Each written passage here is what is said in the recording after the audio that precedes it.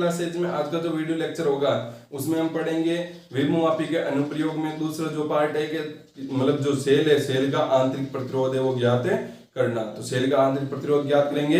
पिछला जो हमारा वीडियो लेक्चर था उसमें हमने अध्ययन कर लिया था कि दो सेलों के जो विद्युत वाहक बल है या ईएमएफ है उनका हम किस प्रकार से तुलना करेंगे। बिल्कुल आसान है, आपको वहां पर डायग्राम में अच्छे से पता होना चाहिए और फिर तो बाकी जो थ्योरी है उसको समझना है आपको। ठीक है, तो आज का हमारा टॉपिक रहेगा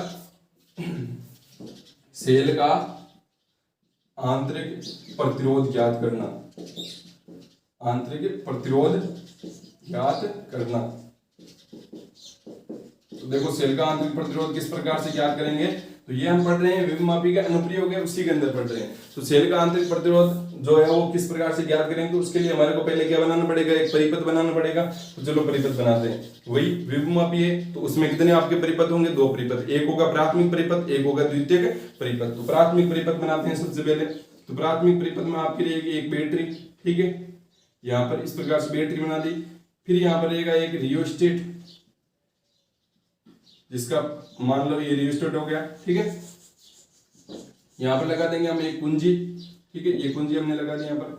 फिर ये लगा दिया हमने एक 10 मीटर लंबा, जरूरी नहीं हम 10 मीटर ले, लेकिन मैं ऐसे बोल रहा हूँ आपको समझाने के लिए। और इसकी लंबाई हम L मान लेंगे, ठीक है, क्या मान लेंगे, इसकी लंबाई L। और इसके मान लेते हैं जो विद्युत वाहक बल है वो कितना है आपका EP, क्योंकि प्राथमिक परिपथ है तो इसको हम बोलेंगे प्राइमरी जो विद्युत वाहक बल है वो, ठीक है। ये हो गया हमारा प्राथमिक परिपथ। बिल्कुल आसान है ना। बैटरी बनाओ, रियोस्टेट लगाओ, कुंजी लगाओ, तार लगाओ, यहाँ पर A और B पॉइंट हो गए, ये आपका बन गया प्राथमिक परिपथ। अब बनाते हैं हम द्वितीय परिपथ में। अब चूंकि हमारे को क्या करना है, सेल का आंतरिक प्रतिरोध ज्ञात करना है, मतलब द्वितीय परिपथ में जो हमारा सेल है उसी का हमारे को क्या ज्ञात करना है, आंतरिक प्रतिरोध है वो ज्ञात करना है। तो किस प्रकार से ज्ञात करेंगे, तो इसका मतलब पिछले वाले जो कंडीशन थे, मतलब सेलों के विद्युत वाहक बल की तुलना की थी, उसमें हमने जो आंतरिक प्रतिरोध है उसको क्या माना था, शून्य माना था। आंतरिक प्रतिरोध है उसको क्या माना था, शून्य माना था, वहां पर हमने नगण्य माना था। तो यहाँ पर अब हम ज्ञात करेंगे सेल का आंतरिक प्रतिरोध किस प्रकार से, ठीक है। तो सेल लेते हैं हम, ये लो हमने, जिसका विद्युत वाहक बल कितना है आपका, विद्युत वाहक बल है E। इसका एक आंतरिक प्रतिरोध है जिसकी जो प्रतिरोध है वो कितना है, स्मॉल r। यहाँ पर फिर से हम क्या लगाएंगे, एक द्विमार्गी कुंजी लगाएंगे। क्या लगाएंगे, द्विमार्गी कुंजी लगाएंगे। तो यहाँ पर हम द्विमार्गी कुंजी लगा देंगे इस प्रकार से। आप जैसे मर्जी जाओ वैसे लगा सकते हो, ठीक है। चलो मैं इसे बना देता हूं, ये मान लो इस प्रकार से मैंने द्विमार्गी कुंजी लगा दी। ये आपकी कुंजी K1, ये कुंजी आपकी K2, और इनकी सहायता से मैंने यहाँ पर इस बीच वाली कुंजी मतलब क्या कर दिया, मैंने एक धारामापी को जोड़ दिया। तो इससे जो भी विक्षेप आएगा वो हम यहाँ पर लिख लेंगे, ठीक है। अब यहाँ पर ये जो अलग K2 कुंजी है वो किससे जुड़ी होगी। अब ध्यान देना, यहाँ पर जब भी हमारे को सेल का आंतरिक प्रतिरोध ज्ञात करना होगा तो हमारे को एक ज्ञात प्रतिरोध लेना होगा। क्या लेना होगा, ज्ञात प्रतिरोध लेना। जैसे एक अज्ञात विद्युत वाहक बल ज्ञात करना है, एक अज्ञात विद्युत वाहक बल ज्ञात करना है तो हमारे को एक ज्ञात विद्युत वाहक बल की आवश्यकता होती है। कौन सा है वो, EP, ठीक है। तो EP अगर हमारे को ज्ञात है तो हम अज्ञात ज्ञात कर सकते हैं, ठीक है। उसी प्रकार से अगर हमारे को आंतरिक प्रतिरोध ज्ञात करना है तो हमारे को एक प्रतिरोध लेना पड़ेगा। आंतरिक प्रतिरोध ज्ञात करना तो हमारे क्या लेना पड़ेगा, एक प्रतिरोध लेना पड़ेगा। ना कि ऐसा नहीं कि आंतरिक प्रतिरोध ज्ञात करना तो आंतरिक प्रतिरोध ही लो, ऐसा नहीं करना है। क्योंकि आंतरिक प्रतिरोध लेंगे तो फिर हमारे यहाँ पर दो मतलब क्या लग जाएंगे, सेल लग जाएंगे। तो हम यहाँ पर क्या लेंगे, एक प्रतिरोध लेंगे, ठीक है, समझ रहे हो यहाँ पर बात। तो मैं यहाँ पर एक लगाऊंगा प्रतिरोध, तो ये प्रतिरोध लगा देता हूं जिसका प्रतिरोध मान लेते हैं कैपिटल R। कितना है, कैपिटल R। देखो अच्छे से समझना है, डायग्राम समझ में आना चाहिए। तो इसका प्रतिरोध मान लेते हैं कैपिटल R। क्यों लगाया कैपिटल R, क्योंकि कैपिटल R नहीं होगा तो हम आंतरिक प्रतिरोध ज्ञात नहीं कर सकते हैं। जैसे ज्ञात विद्युत वाहक बल होगा नहीं होगा तो हम अज्ञात विद्युत वाहक बल भी ज्ञात है नहीं कर सकते। भाई किसी भी राशि को, किसी भी दूरी को मापने के लिए एक पैमाने की आवश्यकता होती है ना। तो अगर हमारे पास पैमाना ही नहीं होगा तो हम दूरी को किस प्रकार से मापेंगे। तो इसलिए हमारे को यहाँ पर ये इस चीज की आवश्यकता पड़ेगी। समझ में आया डायग्राम। प्राथमिक परिपथ, द्वितीय परिपथ, जो पहले वाला था दो सेल को मतलब जो विद्युत वाहक बल की तुलना करना, वहां पर एक पड़े मतलब हमने यहाँ पर क्या लगा दिया था, सेल लगा दिया था। इसका विद्युत वाहक बल E1 था, इसका E2 कर दिया था, और तो सेम ही हुई, ठीक है। बस उसमें यहाँ पर आंतरिक प्रतिरोध नहीं था, ठीक है। उसका कारण देखेंगे क्यों नहीं था। तो यहाँ पर हम सबसे पहले क्या करेंगे, वही कंडीशन हम सबसे पहले करेंगे, K1 कुंजी को बंद। क्या करेंगे, हमें K1 कुंजी को बंद करेंगे। तो K1 कुंजी को हम बंद करते हैं, तो मैं यहाँ पर लिख दूंगा K1 कुंजी को बंद करने पर, तो K1 कुंजी को बंद करने पर, मतलब ये K1 कुंजी को हमने बंद कर दिया, तो बंद करते ही आपका एक बार इसको भूल जाओ आप, क्योंकि ये तो आपको जोड़ा ही नहीं ना, तो ये पूरा परिपथ है नहीं आपका, ठीक है। तो K1 कुंजी को जैसे हमने बंद किया इस प्रकार से, जैसे हमने बंद कर दिया, तो बंद करते ही यहाँ पर क्या होगी, धारा प्रवाहित होगी। अब यहाँ पर अगर धारामापी हमारे को हम क्या करेंगे, जोकी की सहायता से यहाँ पर क्या करेंगे, धारामापी में शून्य विक्षेप की स्थिति प्राप्त करेंगे। तो मान लो यहाँ पर धारामापी में शून्य विक्षेप की स्थिति L1 दूरी पर आ गई, कितनी दूरी पर आ गई, L1 दूरी पर धारामापी में हमारे को क्या मिल गया, शून्य विक्षेप मिल गया। अब यहाँ पर देखो धारामापी में L1 दूरी पर शून्य विक्षेप मिला, ठीक है। अभी आंतरिक प्रतिरोध का कोई मतलब नहीं होगा, क्यों, आप बोलोगे कि यहाँ पर जो E है और यहाँ पर आंतरिक प्रतिरोध है, तो इसकी वजह से यहाँ पर क्या होगा, E और आंतरिक प्रतिरोध की वजह से यहाँ पर कुछ वोल्टेज है, ठीक है। तो वो वोल्टेज कुछ कम हो जाएगा और यहाँ पर हमारे को E नहीं मिलेगा। इस दूरी पर A से लेके C के मध्य जो वोल्टेज होगा वो E नहीं होगा, वो कुछ और होगा, नहीं होगा और, क्योंकि यहाँ पर इस परिपथ में धारा ही नहीं बह रही है, धारामापी में शून्य विक्षेप आ गया और धारा नहीं बहेगी, और जब तक किसी प्रतिरोध के अंदर धारा नहीं बहती है तब तक वहां पर कोई भी विभव का पतन नहीं होता। इसलिए हम यहाँ पर जब यहाँ पर हम ये K1 कुंजी को बंद करेंगे तब हमारा जो आंतरिक प्रतिरोध है उसका कोई मतलब ही नहीं रहेगा, क्योंकि वो तो उसमें तो धारा प्रवाहित नहीं हो रही है, तो धारा प्रवाहित नहीं हो रही तो आंतरिक प्रतिरोध का कोई कार्य नहीं होगा। तो ये बात आपको समझनी है। तो जब आपने K1 कुंजी को बंद किया तब आपका जो यहाँ का वोल्टेज था वो E था, तो यहाँ का वोल्टेज भी अगर E हो गया तो आपको धारामापी में क्या मिल जाएगा, शून्य विक्षेप मिल जाएगा। ये डाउट नहीं रहना चाहिए कि यहाँ का वोल्टेज E नहीं है, यहाँ का वोल्टेज कुछ और है, क्योंकि यहाँ पर प्रतिरोध R स्मॉल r है आपका, लेकिन मैंने आपको कारण बता दिया स्मॉल r का कोई मतलब नहीं रहेगा, क्योंकि यहाँ पर धारामापी में कोई भी धारा है वो नहीं बहेगी। समझ गए। तो हमारे को मिल गया यहाँ पर विद्युत वाहक बल। तो यहाँ पर कितना आ जाएगा भाई, एकांक जो लंबाई विभव का पतन है वो फाई होता है, मतलब विभव होता है फाई और इनटू L1। तो यहाँ से A और C के मध्य हमारे को क्या मिल जाएगा, विभव मिल जाएगा। A और C के मध्य विभव कैसे निकालेंगे, एकांक लंबाई में जो विभव का पतन है और उसको इनटू कर देंगे हम, जो यहाँ से हमारे को धारामापी विक्षेप मिला है उसको L1 से गुणा कर देंगे। बिल्कुल आसान है भाई। L1 लंबाई में कैसे निकालते हैं विभव का, टोटल L1 लंबाई में आपका जो विभव है वो कितना है, L1 लंबाई में विभव आपका EP, L1 लंबाई में विभव कितना EP है, तो एकांक लंबाई में विभव का पतन कितना हो जाएगा, एकांक लंबाई में हो जाएगा आपका EP अपॉन L, और एकांक लंबाई में विभव के पतन को हम क्या बोलते हैं, विभव प्रवणता, जिसको हम फाई से प्रदर्शित करते हैं, EP अपॉन L। फाई का मान कितना होता है, EP अपॉन L होता है, ठीक है। तो ये बात आपको ध्यान में रखनी है। अब देखो यहाँ पर पहले हमने क्या किया, K1 कुंजी को वो क्या कर दिया था, बंद कर दिया। तो K1 कुंजी को बंद करने पर हमारे पास में जो E है वो कितना आ गया, E आ गया फाई इंटू कितना आ गया L1, फाई इंटू L1 आ गया।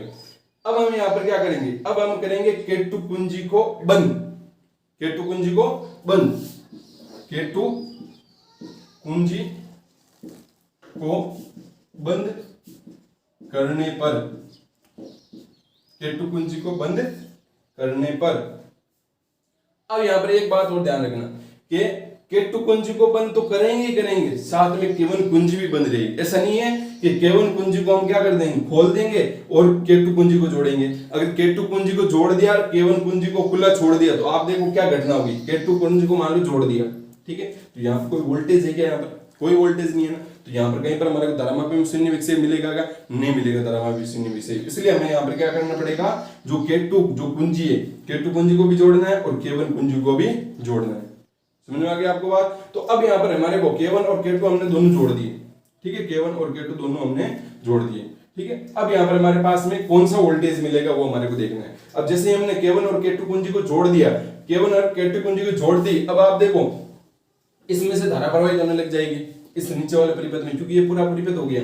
यहाँ से E से धारा निकलेगी, प्लस से धारा निकलेगी, यहाँ पर जाएगी और फिर यहाँ पर आ जाएगी, धारा प्रवाहित होने लगी ना भाई। यहाँ पर तो प्रवाहित नहीं हो सकती क्योंकि यहाँ पर तो हम शून्य विक्षेप की स्थिति प्राप्त कर लेंगे, लेकिन इस वाले परिपथ में कौन शून्य विक्षेप आ रहा है, इस वाले परिपथ में तो धारा प्रवाहित होगी यहाँ पर। तो इस वाले परिपथ में धारा प्रवाहित होगी तो यहाँ पर हमारे को जो वोल्टेज मिलेगा वो वोल्टेज है वो E नहीं मिलेगा, क्योंकि यहाँ पर कुछ ना कुछ वोल्टेज है वो इसकी और इसकी वजह से क्या हो जाएगा, खपत हो जाएगा। तो हमारे को जो वोल्टेज है वो कितना मिलेगा बताओ। हमने जब भी कोई, इससे पहले भी हम अध्ययन कर चुके हैं कि जो भी हमारे का वोल्टेज मिलता है, यहाँ पर जो वोल्टेज आएगा वो कितना आएगा, यहाँ का वोल्टेज आएगा आपका टर्मिनल वोल्टता। तो यहाँ पर हमारा वोल्टेज मिलेगा टर्मिनल वोल्टता कितनी मिलेगी, V बराबर क्या होता है, E माइनस का IR। V बराबर क्या होता है, E माइनस का IR, सॉरी V बराबर E माइनस का IR। ये हमारी क्या होती है, टर्मिनल वोल्टता होती है। मतलब सेल है, सेल में आंतरिक प्रतिरोध अभी सक्रिय हो चुका है, क्योंकि हमने K2 कुंजी को भी बंद कर दिया है, K1 कुंजी भी हमारी बंद है। इसलिए जब केवल कुंजी बंद थी, K2 कुंजी खुली थी, तब इस परिपथ में धारा प्रवाहित नीचे वाले में तो हो ही नहीं सकती थी, क्योंकि K2 कुंजी आपकी क्या थी, खुली थी। और ऊपर वाले में तो वैसे भी क्या होगी, प्रवाहित नहीं होगी, क्योंकि हम धारामापी में शून्य विक्षेप स्थिति प्राप्त कर लेंगे। लेकिन जैसे ही हमने K1 और K2 दोनों कुंजियों को बंद किया, तो इस वाले परिपथ में चाहे धारा प्रवाहित ना हो, लेकिन नीचे वाले परिपथ में तो धारा प्रवाहित होगी। और नीचे वाले परिपथ में धारा प्रवाहित होगी तो मतलब इस आंतरिक प्रतिरोध में भी से धारा जा रही है, और आंतरिक प्रतिरोध में से धारा जा रही है, इसका मतलब यहाँ पर कुछ ना कुछ विभव का क्या हो जाएगा, पतन हो जाएगा। और वो विभव का पतन होने की वजह से हमारे को जो बाहर है वो वोल्टेज ई ना मिलकर क्या मिलेगा, टर्मिनल वोल्टता क्या मिलेगी, वी मिलेगी। और उसका मान क्या होगा, उसका मान होगा ई में से क्या घटा दो आप, ये जो वोल्टेज है वो घटा दो, ठीक है। या आप फिर बोल सकते हो कि भाई जो आपका वोल्टेज कुछ यहाँ पर ड्रॉप हो गया, कुछ यहाँ पर आ गया, वही क्या होगा, आपका ई होगा ना भाई। ये वोल्टेज, ये आपका वोल्टेज था टोटल पहले सेल का, कुछ वोल्टेज यहाँ पर ड्रॉप हो गया, कितना ड्रॉप हुआ, यहाँ पर वो आपका IR वोल्टेज ड्रॉप हुआ, और प्लस बाहर कितना निकला, हम मान लेते हैं भाई बाहर हमारा निकला V। तो ये और ये एक ही बात नहीं है क्या, इस IR को आप इस साइड में लेकर आ जाओ, वही बात होने वाली है वापस से E माइनस का IR। तो बस आपको समझना है यहाँ पर, ठीक है। तो ये बात आपको क्लियर हो चुकी होगी कि K1 और K2 कुंजी को बंद करने पर हमारे को जो वोल्ट है वो E ना मिलकर हमारे क्या मिलेगी, टर्मिनल वोल्टता क्या मिलेगी, V मिलेगी। तो इसका मतलब अब हमारे जो यहाँ पर हमारा जो वोल्टेज आएगा, ठीक है, जो मतलब यहाँ पर धारामापी में शून्य विक्षेप आएगा, वो V वोल्टेज वाले के लिए होगा। किसके लिए होगा, V वोल्टेज वाले के लिए होगा। तो यहाँ पर मैं क्या लिखूंगा, V वोल्टेज वाले के लिए होगा। तो यहाँ पर हमारे को V वोल्टेज होगा, तो हमारे को यहाँ पर क्या संतुलन की स्थिति अलग प्राप्त होगी, बिल्कुल प्राप्त होगी, क्योंकि पहले आपका मान लो 5 वोल्ट था, तो आपको संतुलन की स्थिति 5 वोल्ट पर प्राप्त हुई। मतलब धारामापी में शून्य विक्षेप, यहाँ का 5 वोल्ट, यहाँ का 5 वोल्ट बराबर हो गया, तब हमारे शून्य विक्षेप की स्थिति प्राप्त हुई। लेकिन अब मैं बोल रहा हूँ कि E में से कुछ कम हो गया, तो 4 वोल्ट हो गया, तो इसका मतलब हमारे को क्या मिलेगा, अब 4 वोल्ट हो गया, तो हमारे को L1 लंबाई पर हमारे को थोड़ी मिलेगा, हमारे को कुछ L2 लंबाई लेनी पड़ेगी। तो ये समझ रहे हो आप बात। तो हमारे को क्या करना पड़ेगा, दूसरी जो हमारी लंबाई है उस पर हमारे को क्या होगी, संतुलन की स्थिति प्राप्त होगी। तो ये L2, यहाँ पर ये मत समझना कि L2 लंबाई कम ज्यादा हो रही है, मैं बस आपको यहाँ पर समझाने की कोशिश कर रहा हूँ, ठीक है।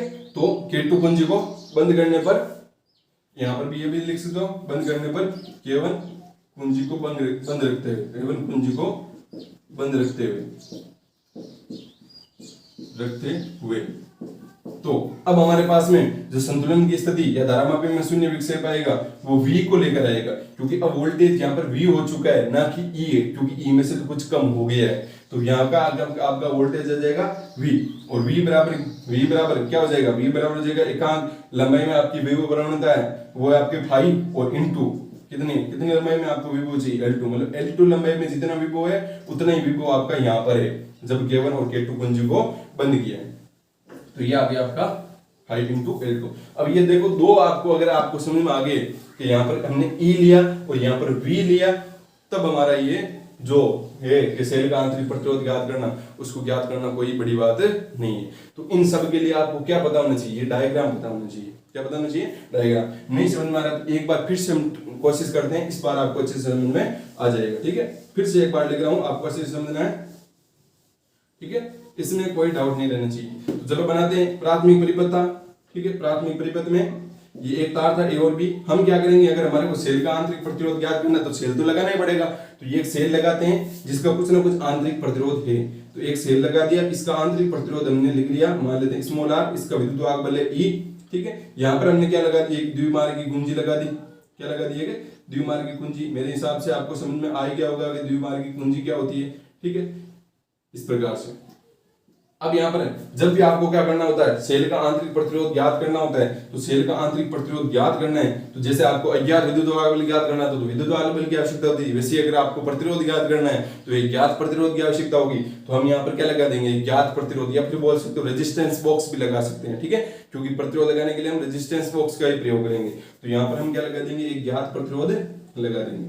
तो इस प्रकार से हमने एक ज्ञात प्रतिरोध लगा दिया, या फिर आप बॉक्स बना के यहाँ पर RB भी लिख सकते हो, RB रेजिस्टेंस बॉक्स, RB मतलब रेजिस्टेंस बॉक्स, जिसमें अलग अलग मान के क्या होंगे, प्रतिरोध होंगे। इसके बारे में हम बात कर चुके हैं पहले, जो हमने उपकरण पढ़े ना उसके अंदर। तो यहाँ पर रेजिस्टेंस बॉक्स लगा देंगे और उसका रेजिस्टेंस बॉक्स में मान लो हमने प्रतिरोध एक फिक्स कर दिया, कितना है हमारा R, क्लियर इतनी बात। अब हम क्या करेंगे, सबसे पहले केवल कुंजी को बंद करेंगे। तो जैसे हम केवल कुंजी को बंद करेंगे तो आप एक बार के लिए इस वाले नीचे वाले को तो भूल ही जाओ, क्योंकि K2 कुंजी बंद नहीं है, K2 कुंजी बंद नहीं है, तो इसमें से कोई धारा प्रवाहित होने वाली नहीं है। तो केवल कुंजी को जैसे ही बंद किया तो हमने यहाँ पर क्या देखा, जो कि को अलग अलग जगह पर रख के हमने संतुलन की स्थिति प्राप्त कर ली और हमारे को संतुलन की स्थिति मिल गई L1 पर। मतलब L1 लंबाई में जितना विभव है उतना ही यहाँ पर है, L1 लंबाई में जितना विभव है उतना ही यहाँ पर है, ठीक है। लेकिन यहाँ पर ध्यान रखना है कि यहाँ पर जो प्रतिरोध R है, जो आंतरिक प्रतिरोध है, उसका कोई मतलब नहीं रहेगा, क्योंकि इसमें धाराएं प्रवाहित नहीं हो रही है, तभी तो संतुलन की स्थिति आई है। इसलिए यहाँ पर हम सीधा लिख देंगे भाई, यहाँ पर जो विद्युत वाहक बल है यहाँ पर L1 लंबाई में कितना है 5 × L1 है, तो ये लिख दिया 5 × L1 है। समझ में आ गया। अब हम क्या करेंगे, केवल कुंजी को बंद रखते हुए K2 कुंजी को भी बंद करेंगे। K2 कुंजी को बंद करने पर केवल कुंजी को बंद रखते हुए, ठीक है। तो दोनों को बंद कर दिया। अब दोनों को बंद करते ही, चलो मैं बंद कर देता हूँ इसको, ठीक है, दोनों को ऐसे सीधा लिख देता हूँ, बना देता हूँ परिपथ। तो ये दोनों को बंद कर दिया। अब दोनों को बंद करते ही यहाँ पर क्या होगा, यहाँ पर इसमें से धारा प्रवाहित होने लग जाएगी, क्योंकि यहाँ पर तो वोल्टेज का डिफरेंस है, यहाँ पर वोल्टेज अधिक है, यहाँ पर वोल्टेज कम है, तो इसमें से तो धारा प्रवाहित होगी। यहाँ पर तो हम क्या पता, मतलब संतुलन की स्थिति प्राप्त कर लेंगे। तो जब इसमें से धारा प्रवाहित होगी तो यहाँ पर आपको सबको पता है कि यहाँ पर जैसे ही धारा प्रवाहित होगी तो ये जो आपका आंतरिक प्रतिरोध है वो क्या हो जाएगा, सक्रिय हो जाएगा। मतलब आंतरिक प्रतिरोध क्या कर देगा, यहाँ पर वोल्टेज है वो ई नहीं आने देगा, यहाँ पर बाहर वोल्टेज ई नहीं आने देगा, वो क्या कर देगा, कुछ वोल्टेज ई में से कम कर देगा। और कुछ वोल्टेज कितना कम करेगा, जितना इसका वोल्टेज है। और यहाँ का वोल्टेज हम कैसे निकालेंगे, यहाँ का वोल्टेज इसमें जो प्रवाहित हो रही है धारा आई और इसका जो प्रतिरोध आर है, ओम के नियम से V बराबर क्या होता है आई आर। तो यहाँ से हमारे वोल्टेज मिल जाएगा, और वोल्टेज कितना होगा आई आर होगा, और वो आई आर वोल्टेज है वो इसमें से कम हो गया। तो हमारे को यहाँ पर ये बार ई नहीं मिलेगा, मिलकर क्या मिलेगा, हमारे को V मिलेगा, और V बराबर क्या होगा ई माइनस का आई आर। तो कहने का मतलब अब बार हमारा वोल्टेज क्या हो गया, V हो गया। तो अब हमारे को संतुलन की स्थिति V वोल्टेज के लिए ज्ञात करनी है। तो संतुलन की स्थिति V वोल्टेज के लिए ज्ञात करनी है, तो यहाँ पर भी वोल्टेज V होगा। यहाँ पर यहाँ तक तो L1 लंबाई तक तो आपका वोल्टेज E है, तो इसका मतलब V के लिए हमारे को कोई और अलग लंबाई मिलेगी। और मान लेते हैं वो हमारे को अलग लंबाई मिल गई L2, कितनी मिल गई L2। तो ये जो L2 लंबाई है, L2 लंबाई में हमारा विभव है वो है V, ना कि E है। E आपका कितनी लंबाई में है, L1 लंबाई में वोल्टेज है। V आपका जो वोल्टेज है वो L2 लंबाई में है, इसलिए हमने यहाँ पर क्या कर दिया, L2 लंबाई के लिए यहाँ पर ये लिख दिया। तो V बराबर हो गया 5 × L2। कंफर्म, इतनी बात आपको समझ में आ गई होगी। अब यहाँ पर हमारे को क्या ज्ञात करना है, हमारे को ज्ञात करना है आंतरिक प्रतिरोध। तो आंतरिक प्रतिरोध ज्ञात करने के लिए यहाँ पर आपको देखो पता होना चाहिए कि भाई V बराबर क्या होता है, E माइनस का आई आर। टर्मिनल वोल्टेज कैसे निकालते हैं, इस वोल्टेज में से ये वोल्टेज कम कर दो, इस वोल्टेज में से ये वोल्टेज कम कर दो, क्या मिल जाएगी, टर्मिनल वोल्टेज मिल जाएगी। भाई शुरुआत में वोल्टेज मान लो इसका 5 वोल्ट था, कुछ 1 वोल्ट इसका कम हो गया, तो बाहर की तरफ मिलेगा 4 वोल्ट। तो मैं 4 वोल्ट को क्या लिखूं, 4 वोल्ट बराबर 5 माइनस 1, 5 क्या है, 5 ई है, 1 क्या है, यहाँ का voltage I small R, capital R नहीं लिखना, ठीक है। 4 क्या है, 4 आपका V, ये लिख लो, आ गया। तो ये इसके बारे में तो हम बात पहले भी कर चुके हैं, फिर भी मैंने आपको बता दी तो आपको समझना है। तो हमारे पास फॉर्मूला के V बराबर E माइनस का आई आर। अब देखो यहाँ पर मैं लिखता हूँ, यहाँ पर देखो इस आई आर को इस साइड भेज दो, तो आई आर बराबर हो जाएगा आपका E माइनस का V, ठीक है। आई आर को इस साइड में लेंगे प्लस का, V को साइड में लेंगे माइनस का, आ गया, ठीक है। अब हमारे को आंतरिक प्रतिरोध चाहिए, तो इस साइड में केवल आप क्या रखो, इस साइड में आप रखो केवल R रखो, तो ये हमने R रख दिया। तो R बराबर क्या हो जाएगा, E माइनस का V बटा I। अब कहीं पर I है नहीं है, हमारे पास में कैपिटल R है, तो किस प्रकार से निकालें यहाँ पर, तो देखो ओम का नियम होता है, ठीक है। इस परिपथ के लिए आप ओम का नियम लगो, तो ओम के नियम के अनुसार यहाँ पर आपका वोल्टेज V आ रहा है, भाई इसको आप बैटरी मानो V वोल्टेज की, और यहाँ पर आपका प्रतिरोध है वो R है। तो ओम का नियम का अगर मैं वापस से बताऊं, तो मान लीजिए आपका प्रतिरोध R है, और यहाँ पर हमने एक बैटरी लगा रखी है जिसका वोल्टेज V है, और यहाँ का प्रतिरोध R है। तो ओम के नियम से क्या होता है, V बराबर क्या होता है, आई आर। ओम के नियम से ये होता है ना, V बराबर क्या होता है, आई आर। मतलब यहाँ पर जो वोल्टेज होगा वो यहीं पर तो ड्रॉप होगा ना, तो यहाँ पर हम ओम के नियम से लिख सकते हैं V बराबर आई आर। तो ये देखो यहाँ पर भी है, ये हमारी एक पूरी बैटरी होगी, यहाँ से V वोल्टेज है वही यहाँ पर खपत होगा आपका, ठीक है। तो यहाँ पर V बराबर आ गया आई आर, तो यहाँ से I बराबर क्या हो जाएगा, I बराबर हो जाएगा V बटा R। तो यहाँ पर लिख दो आप, तो R बराबर हो जाएगा E माइनस का V बटा I का मान लिख दो क्या है, V बटा R, V और ऊपर क्या चला जाएगा आपका R चला जाएगा, ठीक है। अब देखो E और V का मान आपके पास में है यहाँ पर, तो आप इसको समीकरण 1 और इसको समीकरण नंबर 2 दे दो। इसको मिटा देता हूं मैं, तो समीकरण 1 और 2 से, तो समीकरण 1 और 2 से आपको क्या दिख रहा है कि समीकरण 1 और 2 से r बराबर ई का मान रखो, ई का मान क्या है, ई का मान है आपका 5 इंटू L1, तो यहाँ पर रख दो क्या हो जाएगा 5 इंटू L1 और फिर माइनस v का मान है 5 इंटू L2, तो 5 इंटू L2 हो गया बटा, बटा में क्या आ गया v का मान फिर से रखो यहाँ पर तो v का मान आ गया 5 इंटू L2 और इंटू में क्या है r, 5 बाई सब में कॉमन आ रहा है, इसमें से ऊपर 5 कॉमन आएगा, नीचे से 5 कैंसिल हो गया, तो मतलब क्या आ गया आंसर L1 माइनस का L2 बटा L2 और इंटू r, या फिर इसको थोड़ा सा सिंपल लिखेंगे क्या होगा L1 दोनों को नीचे भेज दो तो क्या आ जाएगा L1 बटा L2 माइनस का 1 और ये आ गया आपका r, और यही क्या होता है आपका आंतरिक प्रतिरोध होता है। तो इस प्रकार से हमने क्या कर लिया, सेल का आंतरिक प्रतिरोध ज्ञात कर लिया। अब इसमें हमारे को सब राशियां पता होगी भाई, आर हमारे को प्राप्त होगा मतलब पता होगा क्योंकि हमने यहाँ पर रेजिस्टेंस बॉक्स लगा रखा है, हमने फिक्स कर रखा है। L1 लंबाई हम निकाल लेंगे, यहाँ पर L2 हम लंबाई निकाल लेंगे और हमारे को क्या मिल जाएगा, इस सेल का आंतरिक प्रतिरोध है वो मिल जाएगा। तो इस प्रकार से हम सेल का आंतरिक प्रतिरोध ज्ञात करते हैं। ये परीक्षा की दृष्टि से भी इंपोर्टेंट है और प्रैक्टिकल में भी आपका आता है, ठीक है। तो इसको आपको अच्छे से समझना है। समझ गए यहाँ पर किस प्रकार से हमने किया है। इसका एक और मेथड हो गया कि जैसे यहाँ पर v बराबर e माइनस का आई आर है, वैसे ही हम यहाँ पर v इसके लिए पूरा एक हमने निकाला था v बराबर आई आर, तो ये v बराबर है, इसलिए हम लोग v की जगह क्या रख दो आई आर, तो यहाँ से आई आर बराबर क्या हो जाएगा e माइनस का आई आर, तो यहाँ से जो i है उसको कॉमन ले लो, तो जब i को कॉमन लोगे तो क्या आएगा देखो, या फिर i का मान लिखते हैं यहाँ पर, तो देखो कुछ करते हैं यहाँ पर आई आर प्लस का आई आर बराबर क्या हो जाएगा ई, यहाँ से आई कॉमन ले लोगे तो क्या आ जाएगा, ये प्लस का रहेगा ना, प्लस का आ गया, तो यहाँ पर आर प्लस का आर और बराबर आ जाएगा ई, और आई का मान फिर से आप क्या रख लेना, ओम के नियम से यहाँ पर रख लेना वी बटा आर रख लोगे, ओम के नियम से यहाँ पर वी बटा आर रख लो, तो वी बटा आर प्लस आर बराबर क्या हो जाएगा ई हो जाएगा। वी को उस साइड भेज दो, तो वी को जब उस साइड भेजा हमने तो क्या होगा, ई बटा वी बराबर क्या हो जाएगा, ऊपर क्या है आर प्लस आर बटा आर, ठीक है। और यहाँ से ई और वी का मान रख दो, तो जब ई का मान रखोगे तो क्या आएगा 5 इंटू L1 और वी का मान आ जाएगा 5 इंटू L2, ठीक है। दिख रहा होगा, नहीं दिख रहा तो कोई बात नहीं, समझ में आता आपको आ ही गया होगा। और यहाँ पर आप क्या कर लो, आर आर नीचे भेज दो, फिर ये कॉमन ले लो, तो 5 से 5 कैंसिल हो जाएगा, वापस से मान जो आपका आएगा वो ये आएगा, ठीक है। तो इस प्रकार से हमने सेल का आंतरिक प्रतिरोध है वो ज्ञात कर लिया। बाकी का जो टॉपिक है उसको हम अगले वीडियो लेक्चर में कवर करेंगे। तो ये जो इंपॉर्टेंट टॉपिक है इसको आपको अच्छे से समझना है।